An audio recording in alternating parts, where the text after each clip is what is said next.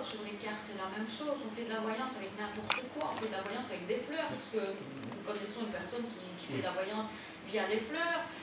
Ce sont des codes, on va faire fonctionner la voyance par rapport aux codes qu'on va mettre dessus. Et donc on revient à ce que vous disiez dans de précédentes émissions, on est toujours en train de créer quelque part. Donc on met un code, on fait fonctionner cette voyance avec un outil extérieur, avec un support. Absolument. Donc on fait de la voyance avec de l'encromancie, on appelle ça l'encromancie. Avec les taches d'encre, c'est ça. Les taches d'encre, et ça marche formidablement bien.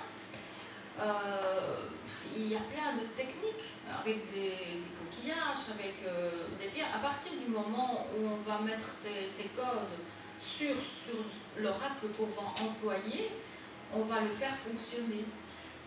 Une question comme ça. Pour vous, est-ce qu'avoir des pressentiments, c'est de la voyance? Oui, c'est de l'intuition. L'intuition, c'est de la voyance. Quand on dit par exemple je sens qu'il va se passer quelque chose, je le sens arriver. C'est l'intuition. Les animaux le sentent. Les animaux ont de la voyance, les animaux ont de la télépathie. Donc quand il se passe un événement au niveau d'un pays, les animaux le sentent. Et l'homme ne le sent pas parce qu'il n'est pas à l'écoute de lui-même.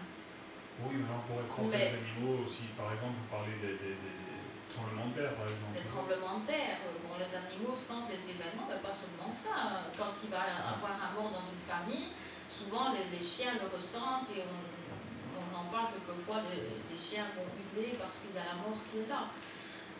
Les animaux sentent, c'est une question de vibration, ça vibre. Et suivant cette vibration, les animaux vont ressentir ce champ vibratoire, ils vont ressentir si c'est quelque chose de positif ou négatif.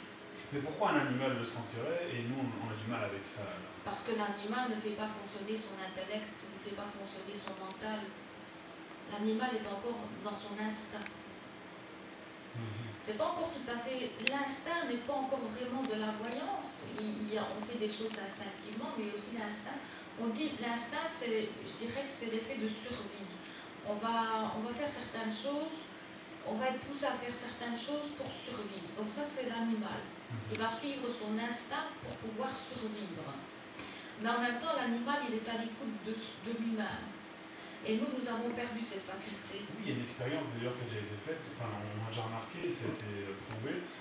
Par exemple, et je pense qu'on a tous plus ou moins vécu, enfin tous les gens quand j'ai eu un chien, il paraît que parfois un chien sent le moment où son maître va revenir à la maison, mais il peut le sentir 20 minutes à l'avance. C'est-à-dire dès qu'on a décidé de rentrer, le chien commence à s'exciter parce qu'il sent qu'on va rentrer. Oui, parce qu'il y a une télépathie.